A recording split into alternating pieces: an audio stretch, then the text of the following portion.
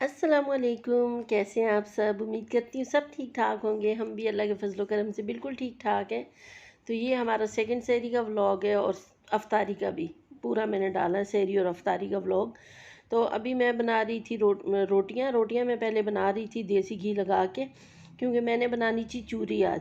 तो पहले मैं ज़्यादा सारी रोटियां बना लूँगी, फिर उसकी मैं चूरी बनाऊँगी। और मैं लेट भी हो रही थी क्योंकि चूरी का काम थोड़ा लंबा होता है। और मैं उठी पहले 2:30 बजे उठी थी, फिर मैंने ताज्जुद वगैरह पढ़ी और 3 बज गए। और यहाँ पे 4:30 बजे रोज़ा बंद होता है, लेकिन फिर भी पता नहीं क्यों मुझे देर हो रही थी। मैं जल्दी जल्दी रोटियां मैंने बनाई और 2 तवे रख लिए थे मैंने इकट्ठे ही। मैंने कहा चलो जल्दी जल्दी बन जाएंगी, दोनों तवों पे बनाऊंगी। तो वो फिर साथ ही मैंने चाय भी रख ली थी और दोनों तवों पे मैंने रोटियां भी बनाई।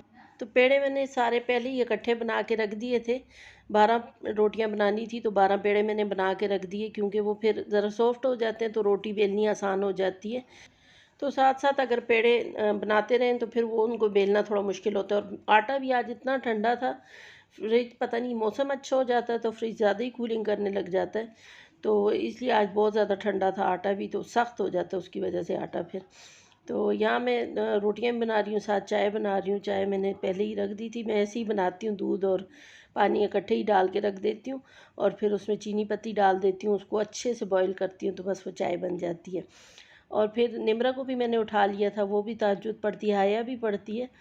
ईमान की थोड़ी नींद पक्की है तो उसको उठाना बड़ा ही मुश्किल काम होता है। तो उसको भी पता होता है वो उठ नहीं सकती, इसीलिए वो पहले ही वितर पढ़ लेती है ईशा के साथ ही। तो हम ये वितर नहीं पढ़ते, हमें तहज्जुद पढ़नी होती है तो फिर हम वितर भी तहज्जुद के साथ पढ़ते हैं। तो अब निमरा आ गई थी, वो मेरी हेल्प करवा रही थी। उसने राइस भी गर्म कर दिया, रात को बनाया था पुलाव हमने। तो मैंने उसे कहा अगर आप लोगों ने खाने हैं राइस तो गर्म कर लो, क्योंकि चूरी बना रही थी तो और तो किसी ने नहीं खाने थे फिर राइस। मुझे पता है मेरे सब बच्चों को चूरी बहुत ज़्यादा पसंद है। तो उसने कहा मैं और हया खाएंगे, तो फिर उसने थोड़े से राइस गर्म कर लिए थे। फिर उसके बाद उसने दूध रख लिया था माइक्रोवेव में फेनियों के लिए गर्म करने के लिए। तो क्योंकि तवे फिर मैंने तीनों ही बिज़ी किए हुए थे, 2 तवे रखे हुए थे और चाय भी बन रही थी। चाय को मैं काफ़ी देर बॉईल करती रहती हूँ ताकि अच्छे से पके, मुझे कच्ची चाय बिल्कुल पसंद नहीं है। तो यहाँ रोटियाँ मैंने तोड़ ली थी इस परात में और साथ साथ देसी घी डालती जा रही हूँ। तो रोटियां गर्म थी तो वो मुझसे तोड़ी नहीं जा रही थी, मेरे हाथ जल रहे थे। हालांकि पहले मैं बनाती थी चूरी, और चूरी को मैं इतना चूरती थी कि वो बिल्कुल उसको मैं बारीक बारीक कर लेती थी। लेकिन आज मुझसे चूरी बन ही नहीं रही थी। या तो मैंने बहुत टाइम बाद बनाई है या फिर मैं बहुत नाजुक हो गई हूँ। भाई मेरे हाथ बहुत नाजुक हो गए कि जल रहे थे। तो मैं थोड़ा सा इनको चूरने की कोशिश करती, लेकिन मेरे हाथ जलने लगते थे तो फिर मैं इनको छोड़ देती थी। तो देर भी हो रही थी, फिर मैंने थोड़ा सा इनको ठंडा होने दिया। फिर उसके बाद थोड़ा सा चूरा इनको, लेकिन जैसे मैं चूरी बनाती हूँ वैसे नहीं बना पाई। एक तो टाइम की कमी की वजह से और दूसरा मेरे हाथ जल रहे थे। तो दूध जो माइक्रोवेव में रखा था वो भी गर्म हो गया था, तो निमरा जो है वो उसमें फेनियाँ डाल रही है। तो ये बस चाय भी हमारी बन गई थी और सारा तकरीबन डन था। उसके बाद ये सिर्फ मैं अपने बेटों के लिए बना रही थी चूरी, उसके बाद मैं अपने लिए और बेटियों के लिए भी बनाऊंगी। मैंने बहुत ज़्यादा चूरी बना ली थी। असल में पहले मेरे बच्चे माशाल्लाह बहुत ज़्यादा खाते थे, चूरी तो बहुत ही ज़्यादा खाते थे। इस हिसाब से मैंने बनाई। मैंने कहा सेहरी का वक्त है, कोई भूखा ना रह जाए। टाइम भी बहुत कम होता है तो फिर दोबारा तो बन नहीं सकता। तो एक ही दफ़ा ज़्यादा सारी मैंने बना ली थी, लेकिन आज जो है वो उनसे भी बच गई और हमसे भी बच गई। तो फिर वो हमने नेक्स्ट जो हमारी सेहरी थी उसमें गर्म करके खा ली थी। यहाँ मैंने हया को लगा दिया था कि जब तक मैं इसकी चूरी बना रही हूँ तुम अलग से रोटियाँ तोड़ो ताकि अपने लिए भी चूरी बनाए। तो फिर उसने रोटियाँ वगैरह तोड़ी, फिर मैंने उसमें भी चूरी बनाई और यहाँ पे हमने दस्तरखान लगा दिया था। तो बेटे जो हैं वो सेहरी कर रहे हैं, उनको हम पहले ही उठा लेते हैं क्योंकि उनको उठाना बहुत ही मुश्किल काम होता है। तो वो उठ जाते हैं, सेहरी के लिए बैठ जाते हैं, तो हमें तसल्ली हो जाती है। तो अभी वो सेहरी करें, हम भी सेहरी करेंगे अभी। फिर उसके बाद वही अपनी नमाज और तिलावत वगैरह करेंगे और फिर बाकी कुछ बच्चे सो जाते हैं, लेकिन मैं नहीं सोती क्योंकि मैंने इब्राहिम को जो है स्कूल भेजना होता है। आया और ईमान जो हैं वो स्कूल जाती हैं, तो वो जल्दी से नमाज़ वगैरह पढ़ के सो जाती हैं। फिर 7:30 बजे उनकी वैन आती है तो फिर वो स्कूल जाती हैं। तो उनका रोज़ा होता है इसलिए नाश्ते का या लंच बॉक्स वगैरह का काम तो नहीं होता, लेकिन इब्राहिम को मुझे नाश्ता भी करवाना पड़ता है और उसके लिए लंच बॉक्स भी बनाना पड़ता है। तो वो सारे काम करके उसको मैं रेडी करके भेज देती हूँ। 8 o'clock उसका स्कूल लगता है। तो उसके बाद जो है मैं सो जाती हूँ। अभी 11:30 पे मैं उठी थी और ये कपड़ों का ढेर है जो मैंने धोया था तो अभी ये मैं इनको फ़ोल्ड कर रही हूँ। तो बस काम तो चलते रहते हैं, चाहे रोज़ा हो या ना हो, सारा दिन हमारे काम तो ख़त्म नहीं होते। तो यहाँ इनको मैं फ़ोल्ड करके सबको जगह जगह पे रख दूँगी, सबके कपड़ों को। और उसके बाद फिर हम वही ज़ोर की नमाज़ और तिलावत वगैरह करके तकरीबन असर के बाद हम अपना इफ्तारी का काम स्टार्ट करते हैं। तो जो सब कुछ पहले रेडी करके रखा हो तो उसका यही फ़ायदा होता है कि बस आप बहुत कम टाइम में इफ्तारी तैयार कर लेते हो, ज़्यादा मेहनत भी नहीं करनी पड़ती रोज़े में और ज़्यादा टाइम भी नहीं लगता। तो बहुत जल्दी झटपट से हमारी इफ्तारी तैयार हो जाती है। और वैसे तो पहले रोज़े में तो संडे था, इसलिए हया और ईमान दोनों घर पे थी। उन्होंने बहुत मदद करवाई हमारी इफ्तारी बनाने में। लेकिन आज जो है वो स्कूल गई हुई थी, तो जब स्कूल से वापस आई तो मैंने कहा आप सो जाओ, असर की नमाज़ के लिए उठना। तो मेरी कोशिश से इनसे कोई काम ना करवाऊँ। तो वैसे तो हया फिर भी कह रही थी कि नहीं ये मैं बनाऊँगी वो बनाऊँगी, उनको मज़ा आता है वैसे काम करने में अफ्तारी के। लेकिन मैंने कहा नहीं हम कर लेंगे, मैं और निमरा मिलके।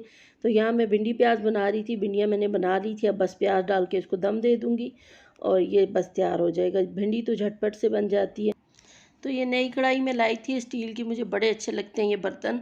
तो मैंने कहा चेक करूँगी, अगर अच्छे हुए तो पूरा सेट ले लूँगी इनके पतीलों का और कढ़ाई फ्राई पैन वगैरह जो भी आता है। लेकिन ये बिल्कुल भी अच्छी नहीं है, इसका पेंदा बहुत मोटा है। पेंदे से तो बिल्कुल कोई चीज़ नहीं चिपकती, लेकिन साइडें इतनी ज़्यादा पतली हैं और वो फ़ौरन से चीज़ चिपकना शुरू हो जाती है। तो मुझे बिल्कुल अच्छी नहीं लगी। चीज़ तो सही बन जाती है लेकिन वो जल जाती है सारी साइडों से, तो इसलिए मुझे बिल्कुल अच्छी नहीं लगी। और यहाँ मैं अब फ्रूट चाट बना रही हूँ। फ्रूट चाट के लिए मैं बाहर ही बैठ गई थी आराम से नीचे ज़मीन पे, क्योंकि किचन हमारा छोटा तो इस वक्त इतना ऊधम मचा होता है। अगर हम चारों इकट्ठे घुस जाए ना तो खड़े होने की भी जगह नहीं होती। तो इसलिए मैं बाहर आराम से बैठ के काट लेती हूँ। उसके बाद इसमें जो और कुछ चीज़ें मिक्स करनी होती हैं वो फिर मैं अंदर जाके कर लेती हूँ, लेकिन कटिंग में सारी फ्रूट्स की बाहर ही बैठ के कर लेती हूँ। और निमरा बना रही थी पकोड़े और मिंट मार्गरीटा, और मैं अभी पास्ता भी बनाऊँगी।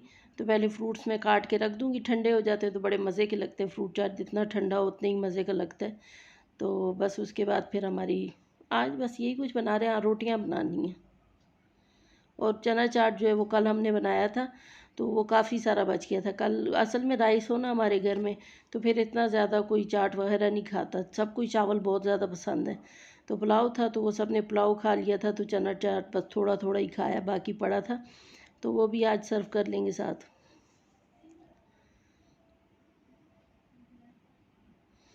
तो यहाँ सारे फ्रूट्स मैंने काट दिए, बस अब इसमें मैं डालूँगी इमली का पल्प थोड़ा सा, और चीनी डालूँगी। चीनी मैंने 5-6 चम्मच लेके उसमें थोड़ा सा पानी डाल के उसको माइक्रोवेव में रख दिया था, ताकि थोड़ी सी मेल्ट हो जाए। और थोड़ी सी इमली ली थी मैंने, इसको भी पानी में मैंने थोड़ी देर के लिए माइक्रोवेव में रख दिया था। अगर आप थोड़ी देर पहले भिगो दें तो माइक्रोवेव में रखने की ज़रूरत नहीं है, लेकिन मैंने अभी भिगोई थी तो मैंने थोड़ा सा 1 मिनट के लिए इसको रखा था, ताकि थोड़ी सॉफ्ट हो जाए। वैसे अगर चाट में भी डाल दें आप चाहें तो गुठलियाँ निकाल के भी डाल सकते हैं, लेकिन हम ऐसे ही डाल देते हैं। और ये अब चीनी की चाशनी भी डाल देंगे और इसको मिक्स करके हम रख देंगे। और मैं इतनी जल्दी में थी कि मैंने गरम गरम ही डाल दी, वैसे ठंडी करके डालनी चाहिए ये, लेकिन मैंने गरम ही डाल दी थी। अब इसको मिक्स करके बस मैं फ्रिज में रख दूँगी। थोड़ी सी मैंने इसमें खजूरें भी काटी थी। फ्रूट्स तो वही जो सेब और केले और अमरूद और खरबूजा और बाकी स्ट्रॉबेरी वगैरह थी, और थोड़े से मैंने इसमें खजूर काट ली थी। और यहाँ अब मैं डाल रही हूँ 1 चम्मच ब्लैक पेपर पिसी हुई। तो ये बड़े मज़े का बनता है। ये मैंने शायद आपको पहले भी बताया होगा, ग्रीन लाइन में हम गए थे कराची रमज़ान में, तो उन्होंने हमें अफ्तारी में ये दिया था। तो मुझे इतना पसंद आया, मेरे बच्चों को भी। हम अक्सर अब ये रमज़ान में बनाते रहते हैं।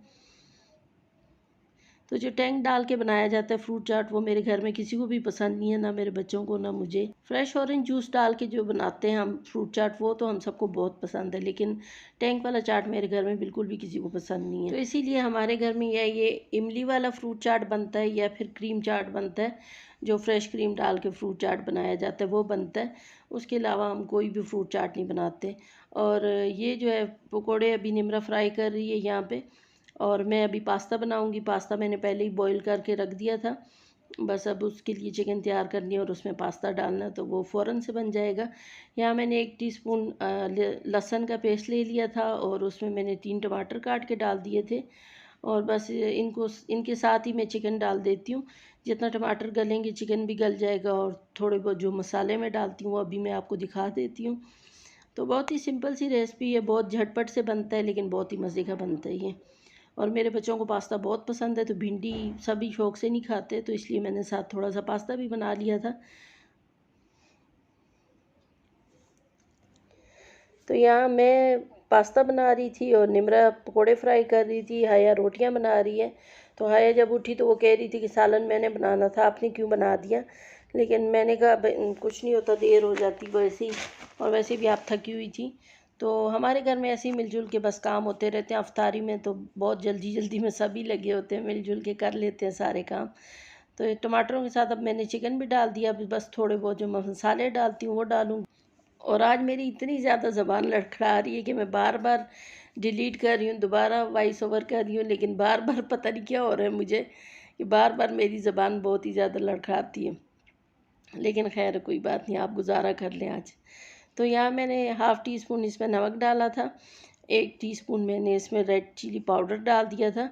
वैसे तो मैं क्रश चिलीज़ भी डालती हूँ, लेकिन आज ख़त्म हो गई थी मेरे पास, तो इसलिए अभी मैंने नहीं डाली। ब्लैक पेपर मैंने डाली थी इसमें 1 टीस्पून भर के। और अब इसको बस मैं कवर करके पकने दूँगी, तो जब तक टमाटर गलेंगे चिकन भी गल जाएगी, और फिर बस हम इसको इसमें पास्ता शामिल करेंगे। तो यहाँ जो है कि ये टमाटर और चिकन पक चुके थे। अब मैं इसमें चिली गार्लिक सॉस डाल रही हूँ। वैसे केचप डाल देते आप, लेकिन हमारे घर में केचप होते ही नहीं है, क्योंकि कोई इतना ख़ास पसंद ही नहीं करता। बच्चों ने सिर्फ चिली गार्लिक सॉस ही खाना होता है, तो कभी कभी केचप आता है, वरना ज़्यादातर यही पड़ा होता है। तो अभी भी केचप ख़त्म था, तो मैंने फिर चिली गार्लिक सॉस डाल दिया। अभी बस इसको मिक्स करके मैं इसमें पास्ता डाल दूँगी और उसको मिक्स करूँगी, तो ये पास्ता तैयार हो जाएगा।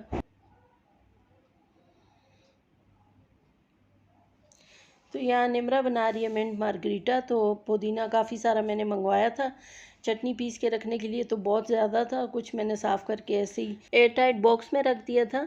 तो ये अभी तक वैसे ही फ्रेश है, इसकी खुशबू भी वैसी है और कलर भी वैसे ही है, बिल्कुल चेंज नहीं हुआ। तो यहाँ निमरा ने काफ़ी सारा पुदीना जग में डाल दिया था। अब कुछ लीमू के रस इसमें निकाल देगी, तकरीबन 8-10 लीमू तो होने चाहिए। काफ़ी सारा रस हो तो ये बहुत मज़े का बनता है। रस भी ज़्यादा हो, पुदीना भी ज़्यादा हो, फिर इसका फ्लेवर ज़्यादा अच्छा आता है। तो उसके बाद इसमें चीनी शामिल करेगी।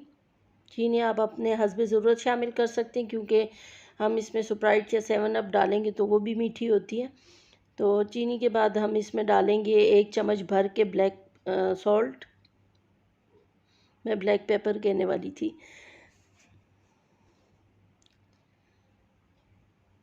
तो बस थोड़ा सा इसमें पानी शामिल करें और इसको ग्राइंड कर दें। तो उसके बाद जो है आप चाहें तो बर्फ़ भी शामिल कर सकते हैं। तो उसके बाद बस इसमें आप डाल दें 7 अप ठंडी ठंडी। हम तो इसमें ढेर सारी बर्फ़ डाल के इसको क्रश कर लेते हैं, फिर इसमें स्प्राइट या 7 अप डालते हैं। तो क्रश आइस जो आती है ना, उससे और ज़्यादा मज़े का लगता है ये। मुझे बहुत पसंद है ऐसी चीज़ें जिसमें बहुत सारी क्रश आइस हो।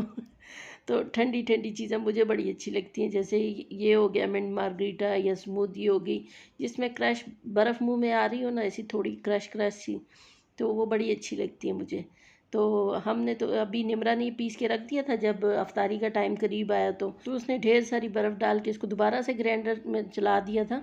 तो वो अच्छे से वो बर्फ़ सारी अंदर क्रश हो गई थी, और फिर उसने स्प्राइट डाल दी। तो अभी आपको नज़र भी आ रही होगी जग के ऊपर काफ़ी मोटी लेयर है बर्फ़ की। तो यहाँ हमने अपना दस्तरख़्वान लगा लिया था। आज दस्तरख़्वान पे हमारे पास्ता और पकोड़े हैं, और कल का बचा हुआ चना चाट भी है, और आज हमने फ्रूट चाट भी बनाया है, और चटनी वगैरह है, बस रोटियां हैं, भिंडी है, यही सब कुछ है आज। और साथ हमने बनाया था मिंट मार्गरीटा। तो ये सारा हमारा दस्तरख़्वान है अल्हम्दुलिल्लाह। अल्लाह का लाख लाख शुक्र है, अल्लाह ने इतनी नेमतें दी हमें, और इतनी बड़ी फैमिली का होना भी किसी नेमत से कम नहीं है। इतनी बड़ी फैमिली में आप सैर व अफ्तार करें तो उसका मज़ा ही अलग होता है। जब मेरा एक ही बेटा होता था और मैं होती थी, तो हम सहरी और अफ्तारी करते थे, तो ना तो कुछ इतना ज़्यादा बनाने को दिल करता था, और ना ही हमसे खाया जाता था। अब तो अल्हम्दुलिल्लाह जितना ज़्यादा बनाएं तो खाया भी जाता है, और मज़ा भी आता है बनाने का, खाने का, इकट्ठे बैठ के खाया भी जाता है। तो अल्लाह का लाख लाख शुक्र है। अल्लाह सबको सेहत दे, सबकी फैमिलियों को सलामत रखे, मेरी फैमिली समेत अल्हम्दुलिल्लाह। तो बस अभी हम अफ्तारी करेंगे, और व्लॉग अच्छा लगा हो तो लाइक ज़रूर कीजिएगा, और चैनल को सब्सक्राइब भी कीजिएगा, और कमेंट में बताइएगा कि आपने अफ्तारी में क्या क्या बनाया आज, और मेरी अफ्तारी आपको कैसी लगी। तो बस यहीं तक था आज का व्लॉग भी। अच्छा लगा हो तो लाइक कर दें। तो फिर मिलेंगे इंशाल्लाह नेक्स्ट व्लॉग में, तब तक के लिए अल्लाह हाफिज़।